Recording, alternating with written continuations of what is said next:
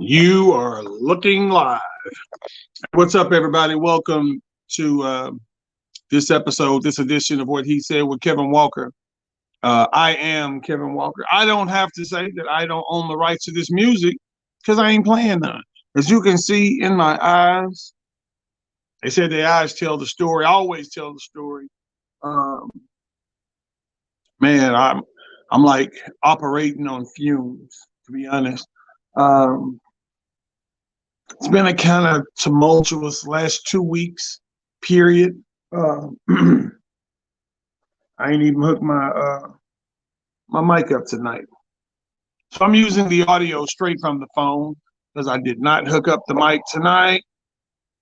So I'm hoping I'm coming through to you guys loud and clear. At any rate, man, it's been a really tumultuous 2 weeks, and we're going to discuss basically why we're here and how we got here, and why this 2 weeks has been crazy. Like it's been crazy. What's up, Chris Reedy? You're back. Okay, good.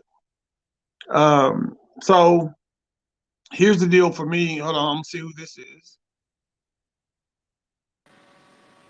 Hey, Hey, what's going on, T?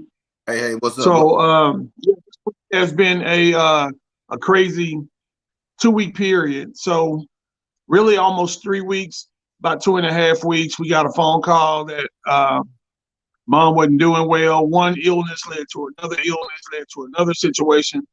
My mom, about 4.5 years ago, back in late 17, maybe early 18, my mom was diagnosed with dementia.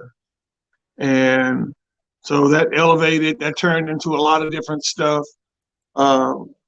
Fast forward to last night. So some of you know, some of you don't. I've got me and Sid Jenkins have Cane Corso puppies.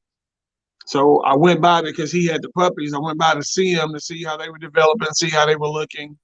And my sister called and told me that my mom had transitioned, that she had passed away. So the home that we had my mom in, fabulous people. Let me tell you something. I'll be a spokesperson for these people any day of the week. Good people, good-hearted people. Their home is called Sweet Pea, SWEETPEA. Marvelous people, great people. So if you're ever faced with that situation, and I don't want to hear about no prices because all of them are expensive. But if you're ever faced with that situation, I would recommend you take your parent to Sweet Pea. So I got my man T here tonight. So we're gonna discuss the loss of a parent. Terry's went through it twice, just as I went through it twice, losing my dad years ago when I was very young, like 40 years ago, my dad died. I was 13 years old, my dad died. I'm 53 now, and my mom just passed this last night. So we're going to talk about the mental approach and what do you do to cope? What's the coping mechanism? How do you cope with that? So we're going to discuss that. We're also going to discuss the resurrection of the African American community. Like, what do we do, or what do we need to do to get the African American community back on track? So I'm going to pose a question to T later on and ask him. I'll give it to him now so he can be sort of thinking about it. That if he was the mayor for a day, if he was the governor for a day of the state of Texas, what's up, Big D? If he was the governor for a day of the state of Texas, what would he do different to try and help resurrect the African American community? Then, probably our middle topic, the fun topic for the night, is would you allow, well, you really can't allow because if everybody's grown, how would you feel, rather, about one of your exes dating another friend of yours? How would that make you feel? If you found out your ex was dating a friend, how would that make you feel? So let's start back from the top. And T, I'll let you go and express yours because your timeline is crazy from the time you lost your mom, your dad, your girlfriend. Like, it's got a crazy timeline. So, Terry, tell us, like, where were you and mentally? When I say where were you, I mean where were you mentally when all this transpired? You can give us the timeline and how everything went for you. What's up, T? So, hey y'all, y'all got to excuse me. I know I look a little tired. I ain't had much sleep in the last 24 hours. So mine started September the 7th of 2001. My fiance was pregnant with my daughter. He woke me up in the middle of the night with a headache. I called the doctor. The doctor said, "Hey, give her some Tylenol." Okay. She had a doctor's appointment the next day. Next day, she go to the doctor's appointment. I was at work. I was working 2:40, and I get a call about 11 o'clock from the doctor. I needed to come and pick her up and take her to the hospital. Well, it escaped me because it was a hospital adjacent to her doctor's office. But I said, okay, I'm on the way. The problem was the blood pressure was uncontrollable. Women, I know y'all know, she had contracted toxemia. So by the time I'm headed there, 10 minutes after I get in the car, they tell me go to the women's hospital because her mama worked closer. I get there, it's gonna be a long story, so I'm gonna sum it up. Mama get there, take her to the hospital. She have my daughter that evening. We count fingers and toes, everything. Boom, I leave and go home about 10 o'clock if I got to work the next morning. About 1 o'clock, I get a call that I needed to come, not to the women's hospital, but St. Luke. And he told me, well, I hop on my motorcycle, I shoot to St. Luke.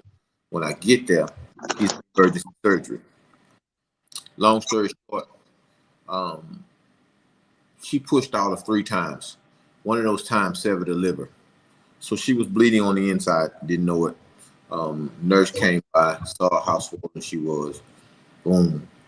And they would take her to emergency surgery. So when I got there, she was in surgery. Now, I never talked to her again. Well, she never talked to me. She never recovered. Now, let me back up just a tad bit. On the way to the hospital, she was having seizures because of the blood pressure. Her seizures rendered her temporarily blind. But she never saw my daughter. Fast forward, when she have the baby, have the daughter, of course, she goes into, you only have 16 pints of blood in your body. She passed 14 pints of blood before they realized what was happening. So from the 7th to the 11th, she was pretty much comatose, brain dead. So we ended up putting the plug September the 11th, the day of the bombing, the day before her birthday. Now, if don't nobody know, if you in a rock and a hard place, you happy that you have a newborn, but you sad that her mama's not here. So through that, the day that I was set, 2 weeks later, the day that I was set to go back to work, my daddy died. 2 months after that, my mama died. 6 months after that, one of my friends died. How do you cope with it? I'm gonna tell you how you cope with it. You cope with it. Number one, you're gonna need to believe in God. That's number one. First and foremost, you're gonna have to believe in somebody's God. You don't have to be, you're gonna have to believe in your God, somebody's God. You're gonna have to believe in. That's number one. Number two, you're going to have to understand that everybody's gonna be patting you on your shoulder. Everybody's gonna be holding your hand. But at the end of the day, it could be 100 people in your bed with you. When you close your eyes, you have to deal with that by yourself. So when all the letting hands go and all the patting stop on your shoulder, you still got to deal with it by yourself. I'm telling you, if you don't have a God, you're gonna go crazy. Because I went from every feeling from homicide to suicide in those 3 months. And if you don't have God on your side, you ain't gonna make it. It's gonna be extremely hard for you. So, like, basically, man, just for me, It's funny because Denise asked me about a week ago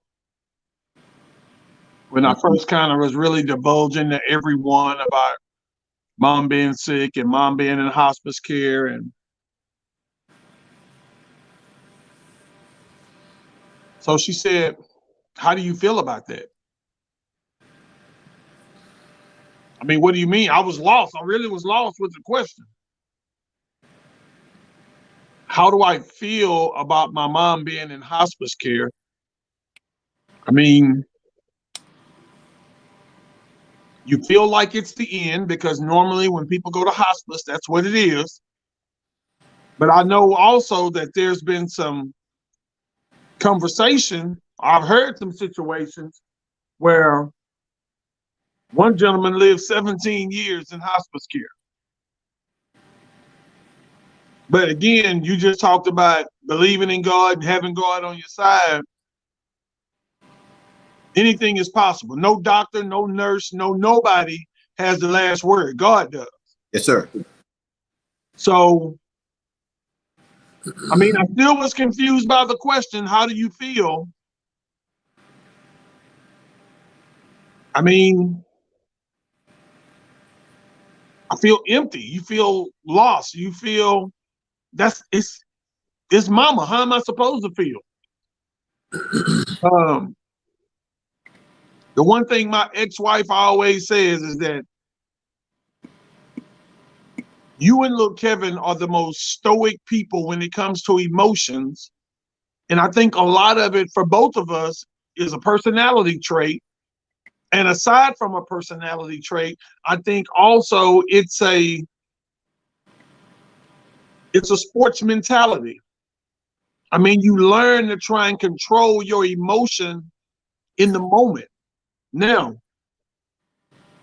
until I was standing there last night with Calvin Spriggs Harris, with Calvin Spriggs and with Cedric Jenkins in the room, standing over my mom's body.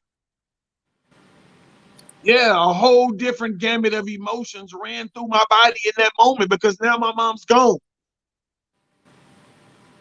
But I don't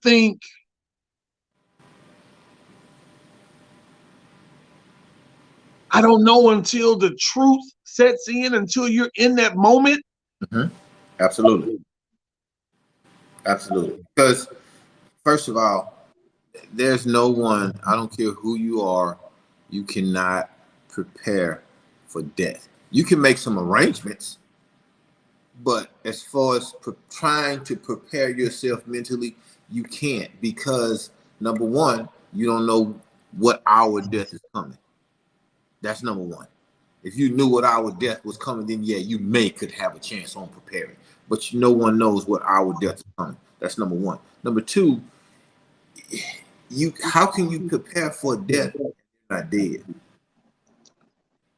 You don't know your emotions until it happened. And that's the human in everybody. You know, if you have a heart, if you breathe, that's what humans do. Humans, you can't prepare for everything. You just can't. I don't care who you are and how strong you think you are. You just can't.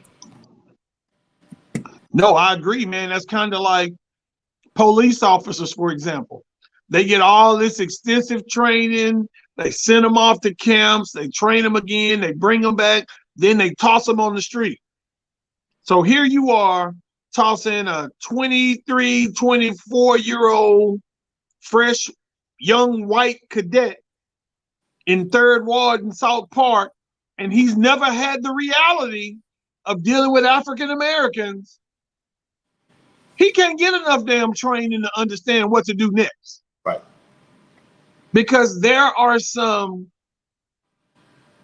philosophical differences between white America and black America. We just do things different.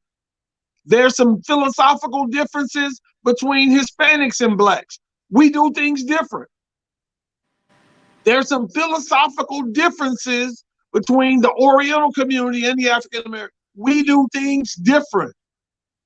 Hell, I'll go even further to say from Africa's Africans from Africa, like Nigerians and African Americans, we do things totally different. So like you just said, there's no preparation.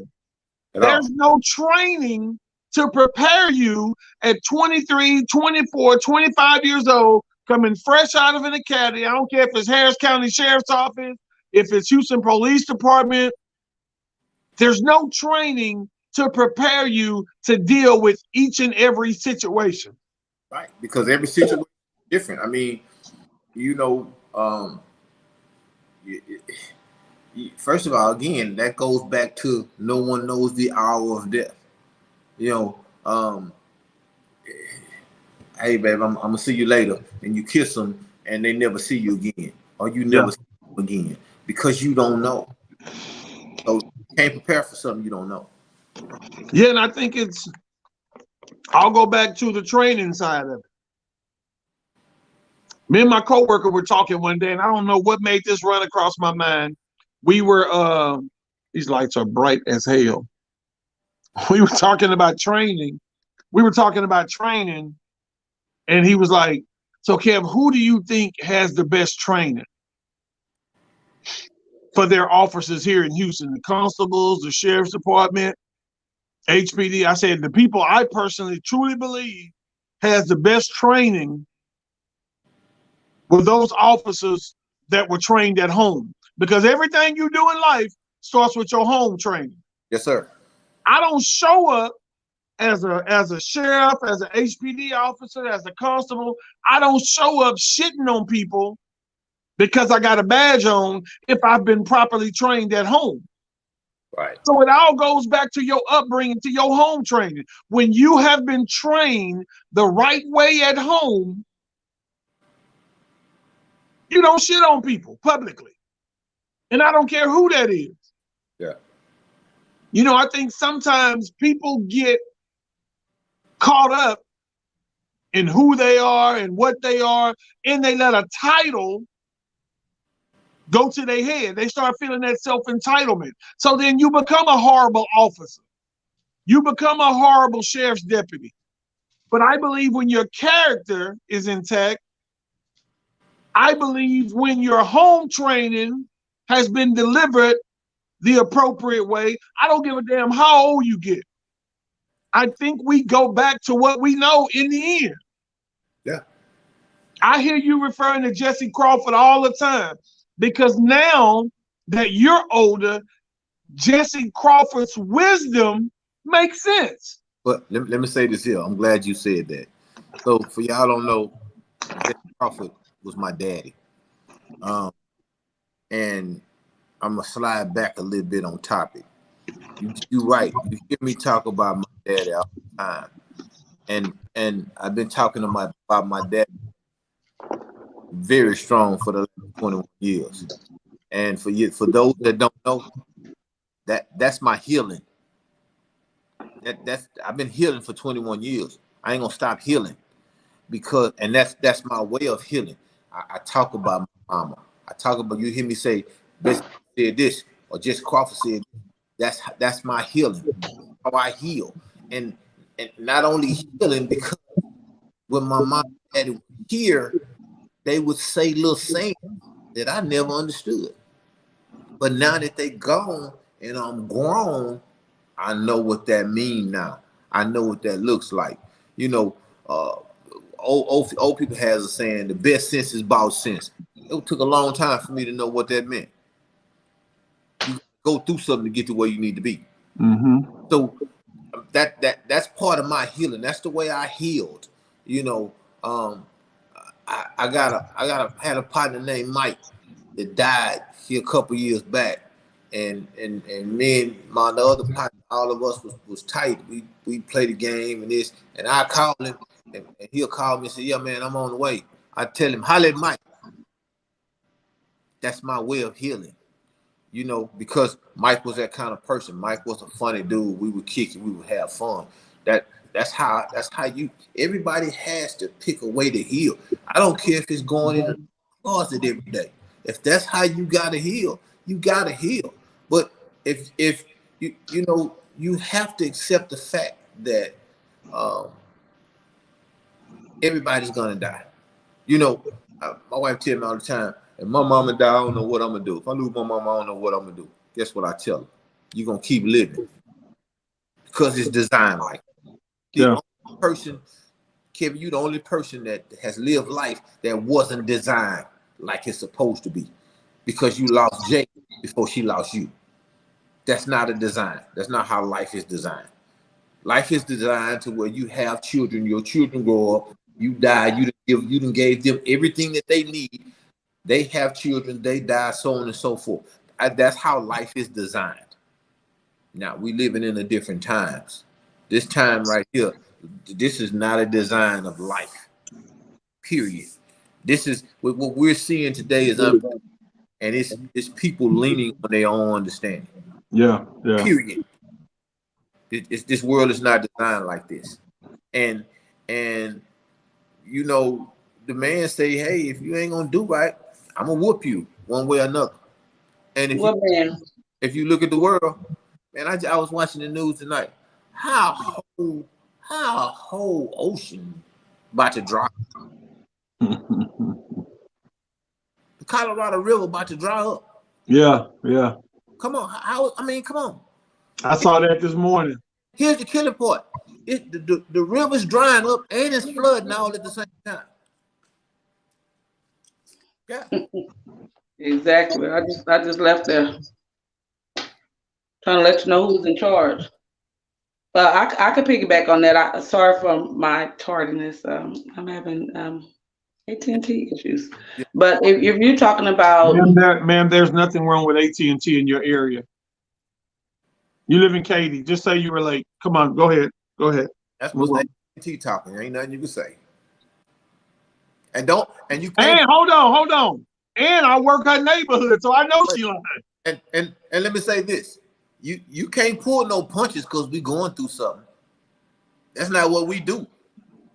I'm gonna let you both make it tonight. Don't let me make it ever. Don't ever. I'm gonna let you make it. I'm not gonna lean to my own understanding on this. But okay, so I did apologize. Did y'all not catch that? Dang. Boy, this thrush boy. Anyway, so what I was saying is that I can piggyback on what you guys both said, because like I told you, I've lost a parent, but I never lost a mother. So that's a little different, but I have lost a father who was very, very near and dear to me. Sometimes I apologize for bringing his name up so much, but he's often the perfect example, the perfect reference.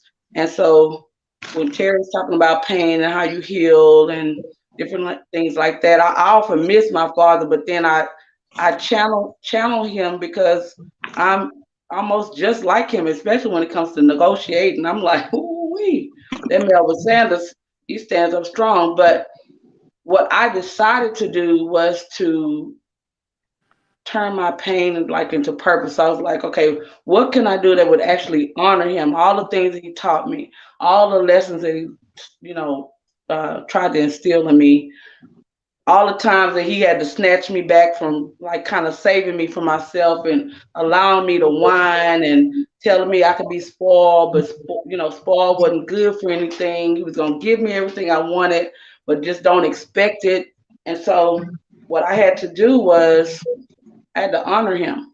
So I wrote an entire book, actually without him in mind, because at the time I started writing the book, he was in perfect health.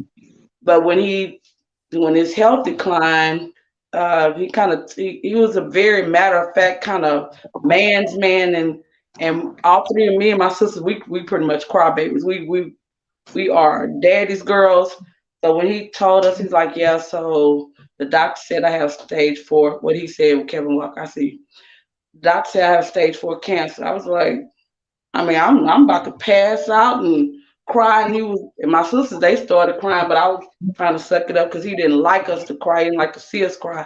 And so I was like, okay, well, Dad, how did you feel when the doctor gave you the diagnosis? You had stage 4 cancer. He was like, Denise? I was like, yeah. So whenever he called my name and got my attention, I was like, yes. And he was like, I'm going to live until I die. I was like, dang. Pretty much what other choice I mean, we have other choices. We can live in pity until we die. We can live in disgust. We can live in um, grief. We can grieve ourselves to death. But he said, I'm gonna live until I die. And when he said that, I was like, all my tears dried up. I was like, okay, I'm gonna roll with you on that. He's like, I don't want you guys pity. I don't want your sympathy. All I want y'all to do is roll. He took a whole road trip to Washington D.C., driving 3 women with a stage 4 diagnosis. I was like, you know what? No matter what happens to me, I'm gonna live until I die. I mean, what other choice? We have other choices, but I decided to make that choice. And I get gut punched all the time, and I want to suck and punch them back because I have a 6'4" mentality. Although I'm only 5'4.5", but I decided to honor my father by writing a book and sharing with the world the life lessons that he taught me. And by the way, his name was Melvin Eugene Sanders. Kind of why you kind of dear to me. Your name is Kevin Eugene Walker. And so I thought that was ironic. Terry has a lot of qualities too. So I kind of chose you guys based on my father a little bit. Terry restores cars. My dad at Austin Healy. I know y'all ready to jump in, but I'm just sharing my part since I was late. So I just chose. Huh? This is Kevin's show. You do know this. That's so. So just in case y'all don't know, I'm just here, so I won't. Just in case y'all don't know, Kevin is Jimmy Kimmel. I am Guillermo. And I'm Oprah. No, you're Chelsea Handler. I'm who? Chelsea Handler. I'm gonna let you guys make it tonight. Whatever you want to do, I'm gonna roll with y'all tonight. I need some help, Felicia. Who else on here? Kim. Felicia already called you out for being late. Why you talking about you need Felicia help? But let me say this here before we, and I'm gonna kind of switch gears, and I'm talking to the ladies.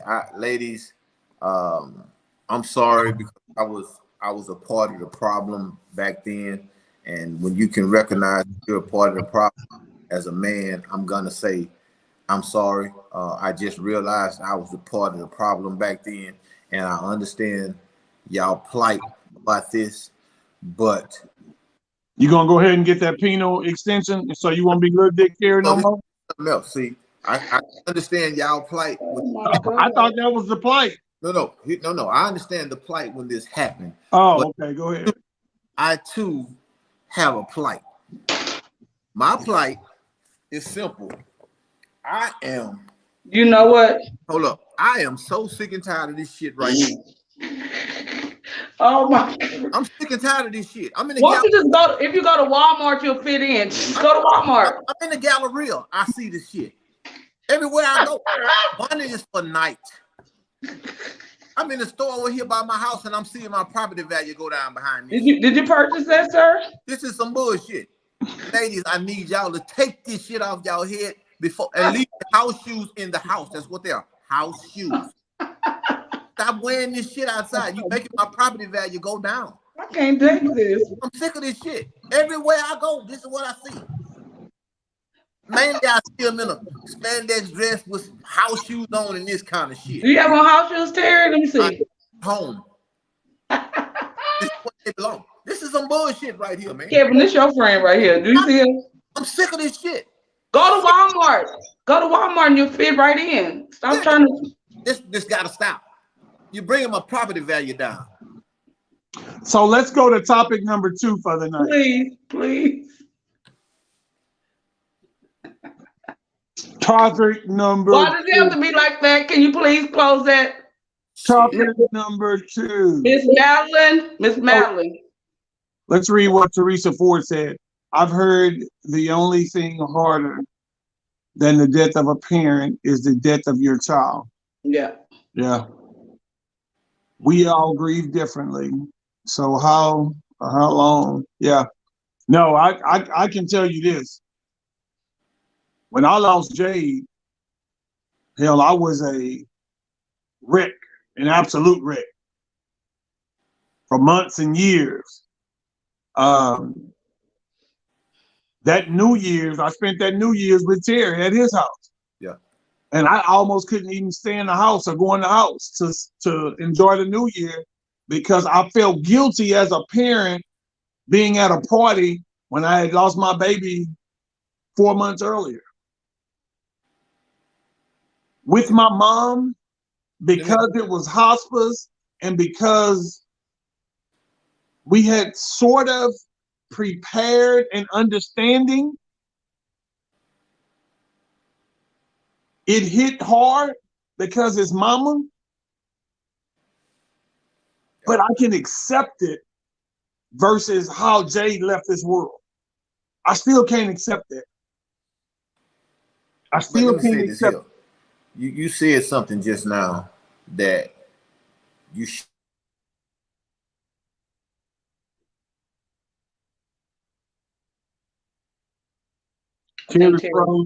yeah. While he's talking crap about everybody else's internet. So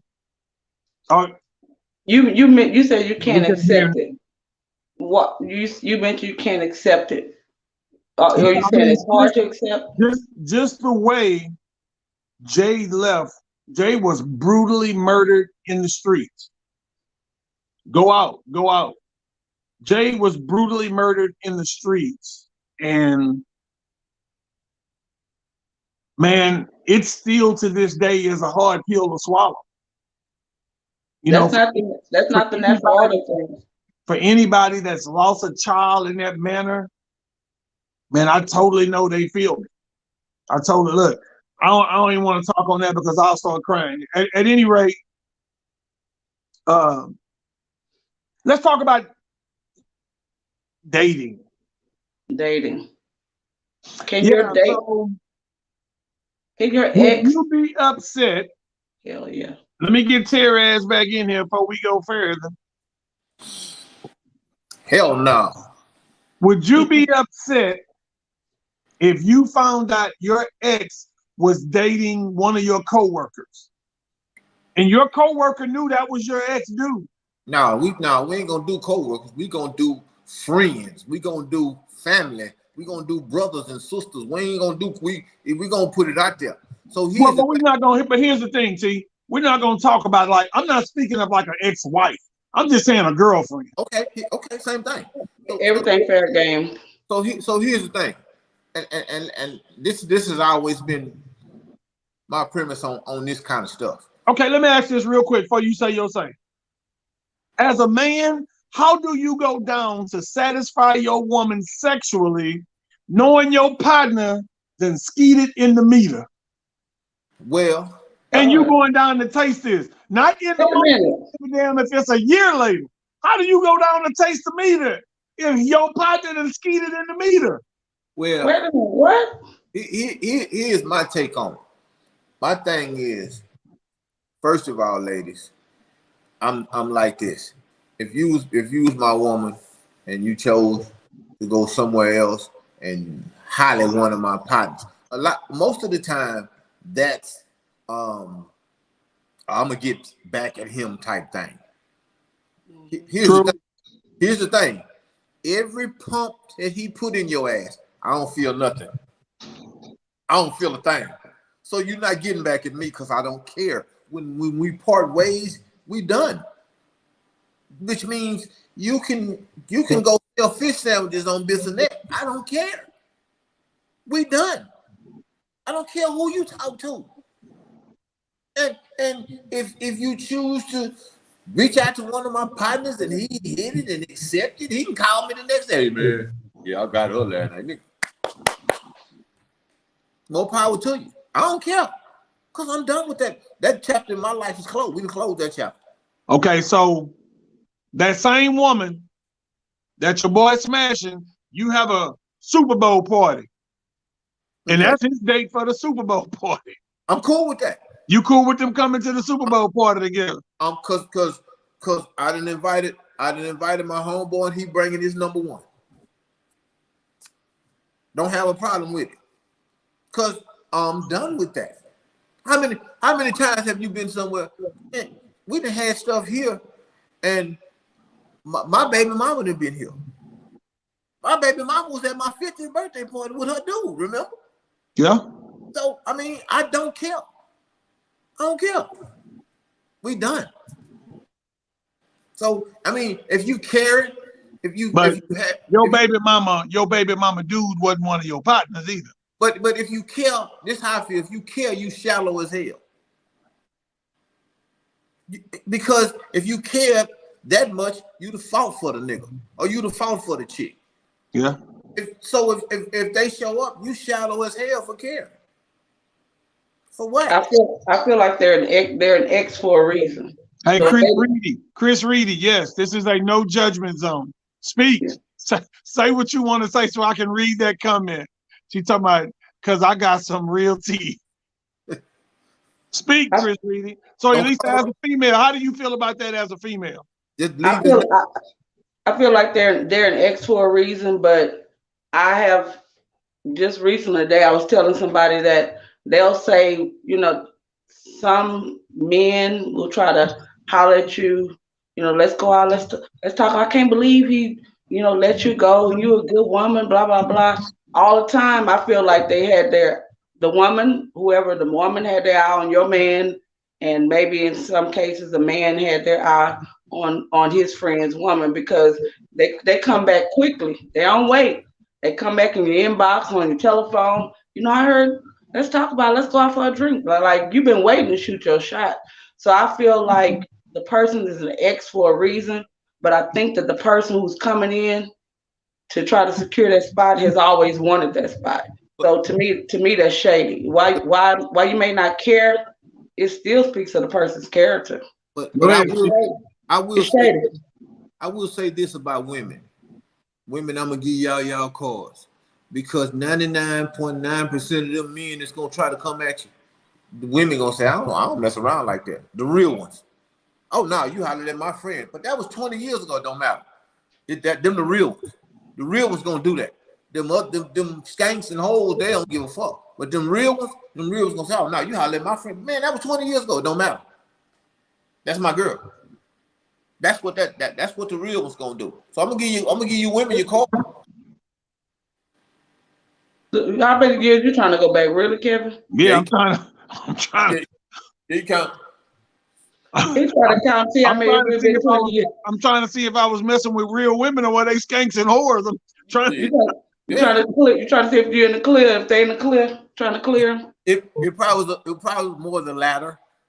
I'll say this too. I feel like sometimes it's the men and the women's fault for sharing such intimate details. What? Your friend does not need to know all the intimate details of your relationship with your male friend, and if you're a man. Look, let me say this. Yes. I'm gonna simplify this best I can. If we just dating and we have a good time and we like to party, like for real like to party, none of my partners, if they single, ain't never got a back door or backstab, because they know, like I know, all they got to do is say kill,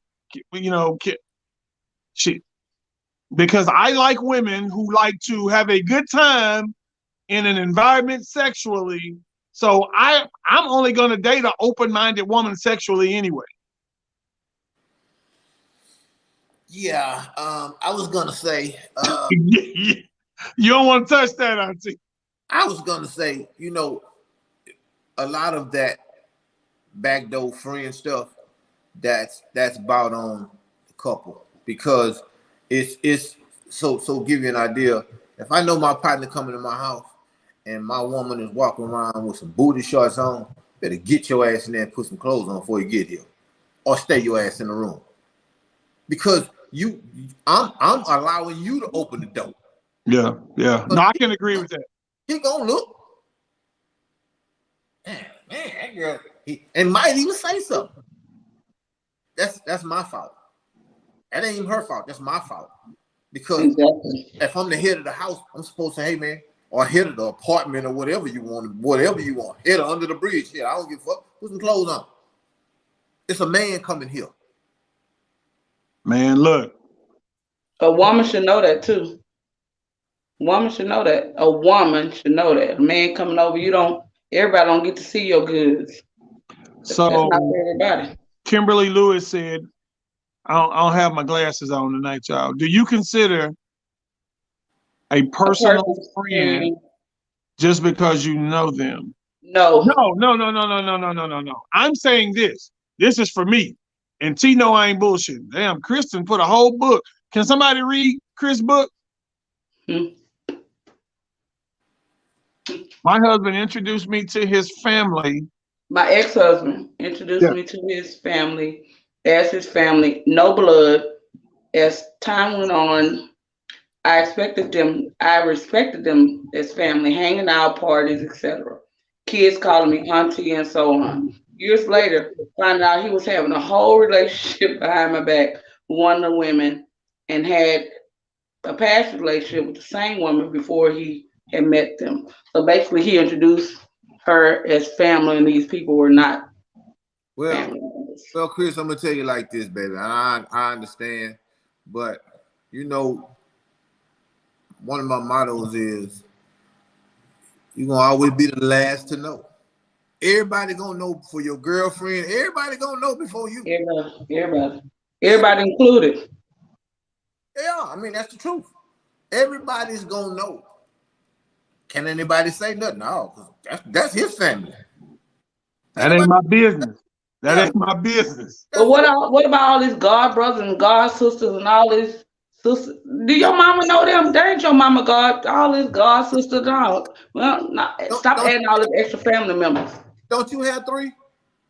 They're my mother's God brothers. That's what I'm talking about. God children. I have 3.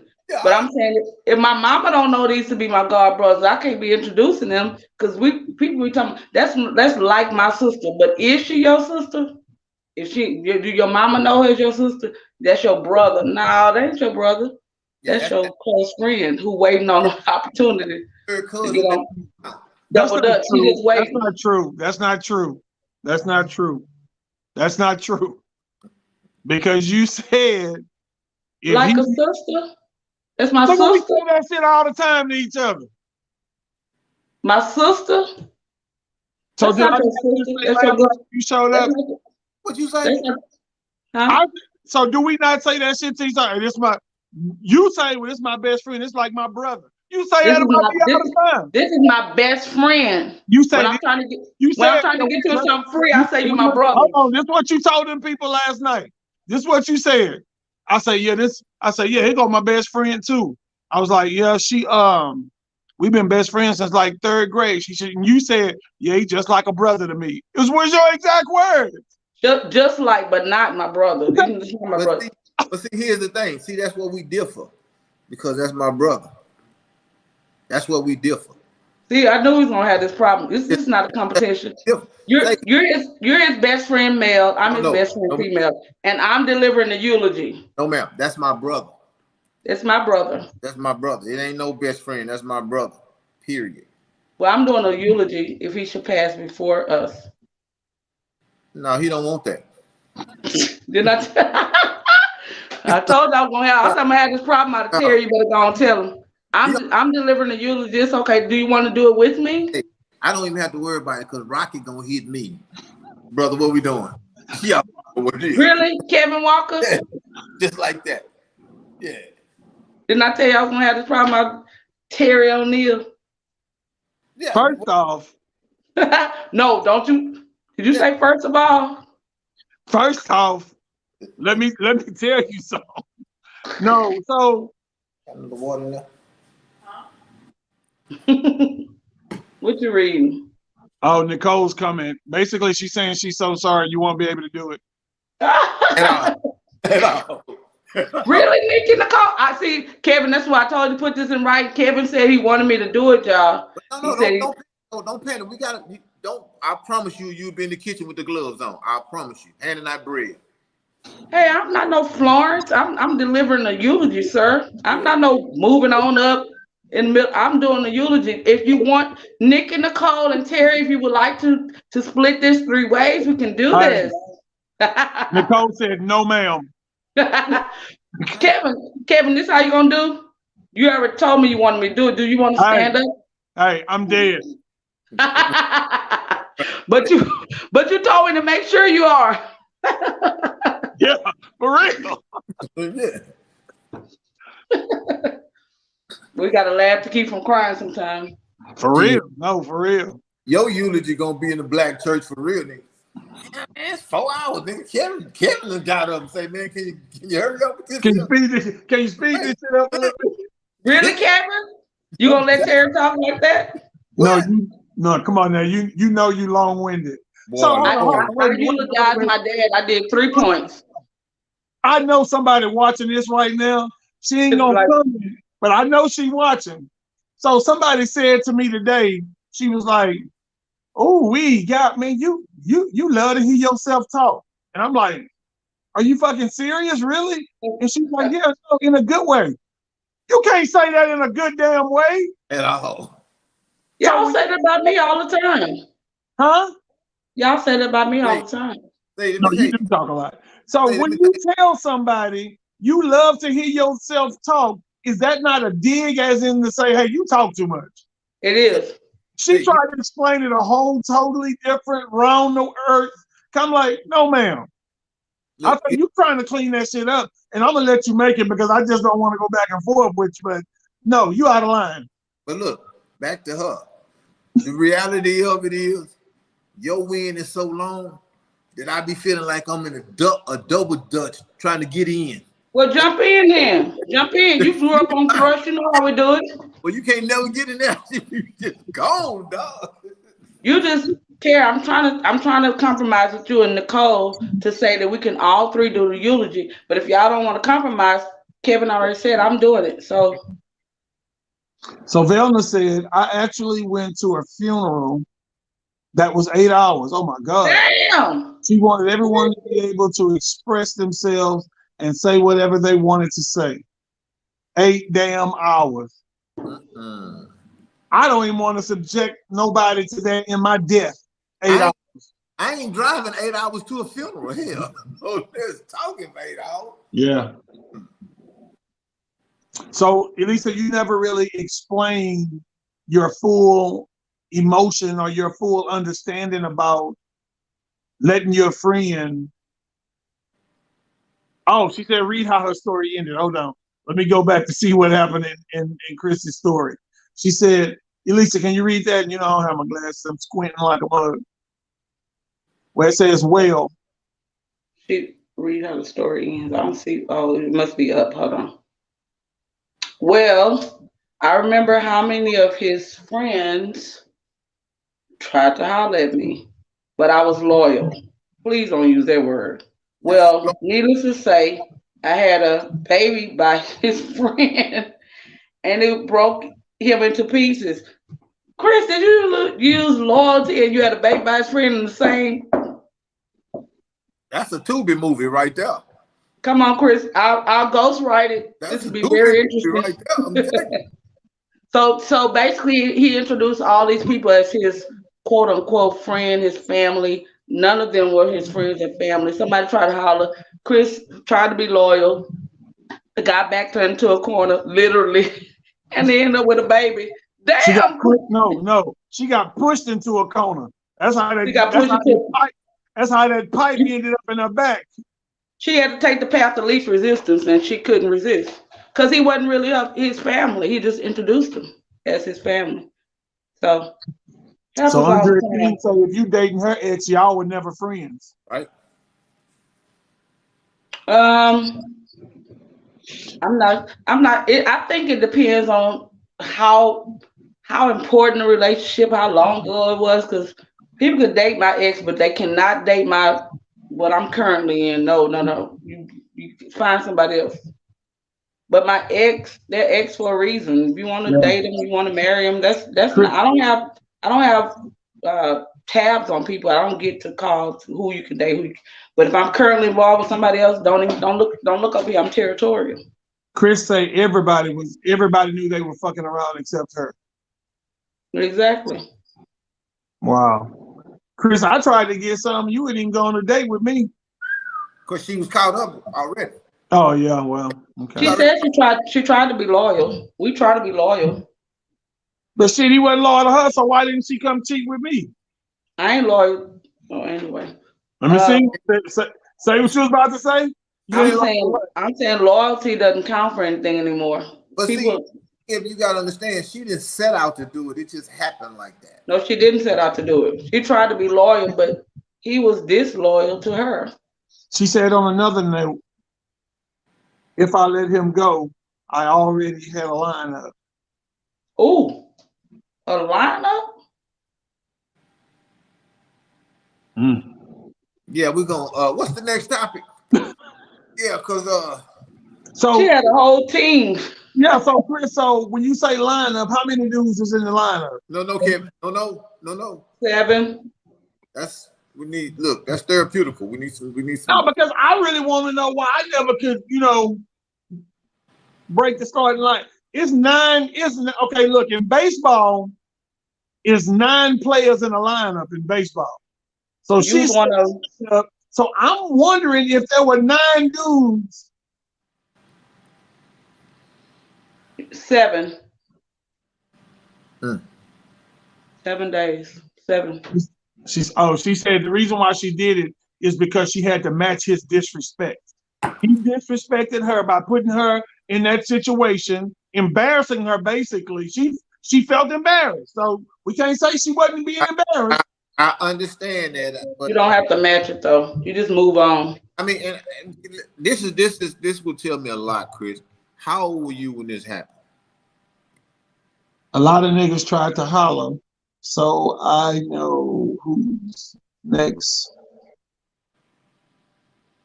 So she said a lot of them was trying to holler, but she know who was next, who she was gonna let smash next. Wow. Basically. Okay.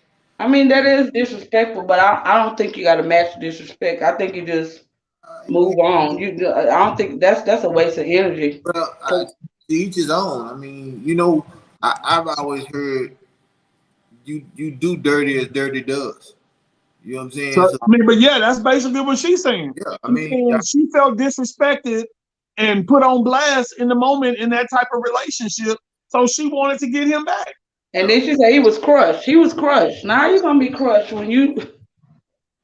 What's good for the goose is good for the gander. But he couldn't take it when it was done to him. I don't think you should match disrespect though, because it's a waste of energy. Just move on. Move on to somebody who's gonna respect you. Hey, that's life because hurt people hurt people. That's right. When you hurt in the moment, you want that other motherfucker to feel just like they just made you feel. But watch this here. And I guarantee you, and I know it to be true, Chris, but what I'm finna say, I know that. Oh, she said she was 19, see? Yeah. But that makes sense. That was 19, and what she took from that was if she see anything resembles anything of that dude to this day, she gonna go the other way. That's what she took. She didn't just, she took from it. She know exactly what she took from it. And that's what women do. Along the life, they take this from this dude, they take this from this dude. So when they see any parts of that, oh, that bitch ass nigga right there, I'm finna go. And they go the other way. Yeah, so that was 19 years ago because she's 38 now. But she's saying her daughter is a constant reminder of that situation because that's her daughter that she had when she was 19. She's dealing with this dude. Yeah, I mean, so I almost feel, I almost kind of sympathize with you for making, I feel like, Terry, what you call me, bro? Soft. Oh, soft ass. You're not soft. You just have a heart. Yeah, no, because I really sympathize that she made a decision in the moment in her 19-year-old mind that was a great one because she ended up with a daughter out of it. So you can't say it was a mistake because God don't make mistakes. Look what he gave you, a beautiful daughter. But it's a lifetime reminder of an issue that has she not been reacting in the moment kind of with her emotions, she wouldn't have her daughter. It was an act of revenge. But nobody wins in revenge because he felt it, but huh? Could have been Kevin's daughter as bad as he said he wanted it. So Velma says, you just sitting you right here on the show like you done forgot everybody. You in tunnel vision. I wanted some, but you weren't there to me. What I needed to do? What the hell? Velma say not directly though. We all did crazy stuff in our younger years. I know I was young, dumb, and bold. I mean, I did something. I didn't do anything similar, but when you make a decision based on disrespect and then you move on, they can't handle it. I mean, Well, hold up, I'm hold up, not matching hold up, disrespect, huh? hold up, hold up. What did you do? Because you be talking, you'll say you done something, then you go to riddles. What did you I moved on. no, when you were young and dumb. I moved on, and No, the situation was in their face. But there we they disrespected me, but they can handle it when you move on. So He that's why I wants to say, know what don't. you did. He's asking you, what did you do in that moment of being young and dumb? She know exactly what I'm asking. Now she act like she froze. Chris Reedy I was, says she's never been ashamed about it. That's a good thing. It's just a harsh reminder of him or for him. Not she said it's a harsh reminder for him, not her, because she's not ashamed of her daughter. yeah. Well, but we grow, we live and we learn. Now it's kind of a waste of. We don't have a lot of time. Oh, Tell them what's up, Bo. Bentley. She said she was definitely young and dumb and bold as hell. Yeah. Yeah, I'm with you. Hurt people. But I mean, what about when we're 50 plus? We need to do something differently. We gotta do something different. We shouldn't be matching disrespect. but That's she's just my not 50. 2 cents. She said she made the mistake when she was 19. No, I'm saying we, us, not Chris. Shit, I ain't making mistakes. Shit. I ain't making no mistakes. I'm 55. I ain't doing no mistake making. What? So Everything who? we do is intentional. My pencil don't have no erasers on it, buddy. I got leads on both ends. That's cool. That's good. I feel like everything we do at this point is intentional. We know what we're doing. We know consequence. We know all that. We're not. I think we are mature, so we make good or bad decisions. We still are intentional about them. That's my 2 cents. What do you think? I'm trying to get where you're going with this. I'm saying we make intentional decisions at this age, and we know the consequences of them, whether they're good or bad decisions. We still make them intentionally. Yeah, but we were talking about a girl that at 19, she said she was 19 in that moment, made that kind of mistake. I mean, who's out here at 50 years old making those kind of mistakes? Hold on. Let's Because stop. I'll just say this for me. Go ahead, see. We're not gonna call that mistakes. We're gonna stop calling that mistakes. Even though she was 19, she made conscious decisions. That was a conscious decision what she made. What it might not have been the right decision, but that was a conscious decision. That was by no means a mistake. It was a conscious decision. She was 19 years old. This whole ass nigga done fucked over me, finna fuck over him. That was the decision she made. It wasn't a mistake, because the child is not a mistake. So we're gonna stop the mistake thing. She made a conscious decision at 19 years old. That's all it was. We're not saying it was the best decision, and it turned out best because she probably got a beautiful daughter. But it wasn't a mistake. It was just a conscious decision that she chose to act on. Period. Well, she's saying it was a bold decision. I don't think she's saying it was a mistake at all. But it wasn't a mistake. It was a conscious decision. Yeah, I don't think she's saying it was a mistake though. We're not gonna say it was a mistake. Ron Love say everything is intentional. Yeah. Uh, That's why you always get on top, Ron. Don't let them get up there. They're gonna say, Kevin Walker, you would be surprised at what 50-plus-year-olds are out here doing. Yeah, but I'm just saying this, Vilna, for me. And I've said this since I started doing this podcast, that my peace got to be my peace. I mean, we're going to make errors and we're going to make mistakes. But at the same time, at the end of the day, I'm speaking for me, I ain't putting up with no bullshit. I go through 100 motherfuckers to get to the one if that's what it's going to take. I'm not finna be out here just being unhappy because my homegirl like her or my homeboy thinks she cool, so I'm gonna keep dating her to make them happy. Well, shit, what about I ain't happy?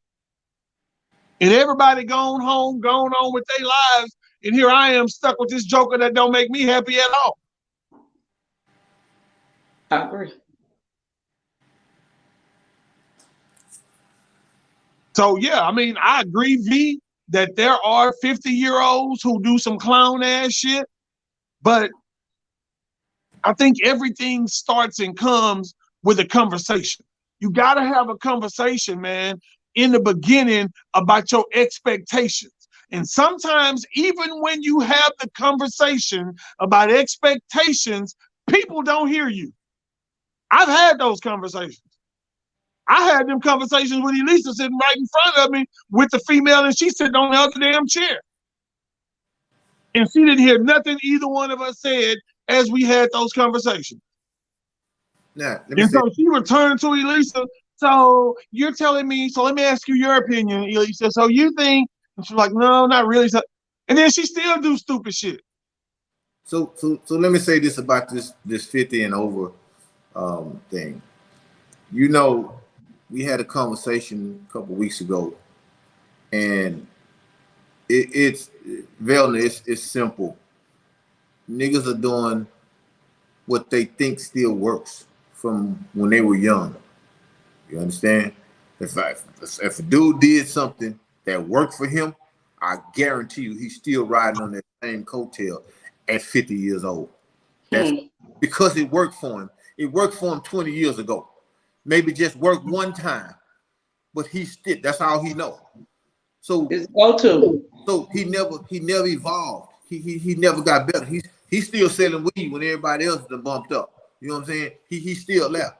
So that's where you get the 50-year-old stupid shit, because something happened when he was 20 years old that worked for him, and he thinks it's been working for him all that time, and it still is working, but it's not working with the real woman. It's working with them hood rats and that kind of shit. That's where it's happening. That's where it's working at. Elisa, can you read Chris Reedy last comment? My baby daddy been chasing me for 19 years. 19 years. He gets no play. Okay, for that very reason. But she's saying his audacity. Well, the 19 years, let me tell you what that is.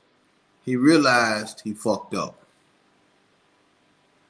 Period, point blank. He realized he fucked up, and he's been chasing his dream, because you became a dream after that. He's been chasing his dream. Something is, whatever fire is burning inside of him, telling him that it's gonna be better. Now, this is what I know. If one day you wake up and say, I'm gonna take this nigga back, that's gonna be the worst thing he ever wanted in his life. Because he think that you are who you were 19 years ago. You're not. You've evolved so much. So he's gonna still be thinking, he's still thinking in his mind, if I get her back, I'm good. And he don't know that's gonna be the worst hell he ever had in his life, because you're not accepting any of that you accepted 19 years ago. Velna says, honestly, she don't really give a damn. She good with Velna. Trust me. Oh, I know. Just really made the comment, I'm not looking for that bullshit at all. She 100 with herself. Hey, y'all, look. Go to my grandbaby's YouTube page. Everybody on here right now, go subscribe to my grandbaby's YouTube page, Tatum Walker's World. Tatum Walker's World. Tatum Walker's World. My grandbaby makes and edits her own YouTube videos at 8 years old. Some of them are freaking hilarious. And this is an 8-year-old doing this. Her daddy don't edit them. My grandbaby edits her own crapola. Her pawpaw 53-year-old ass don't know how to even edit a video. She does at 8. Just saying. Go support my grandbaby on YouTube and put it out there, Kevin. Huh? Put it out there. Put the link. Type the link. Oh, Tatum Walker's World. Tatum Walker's World.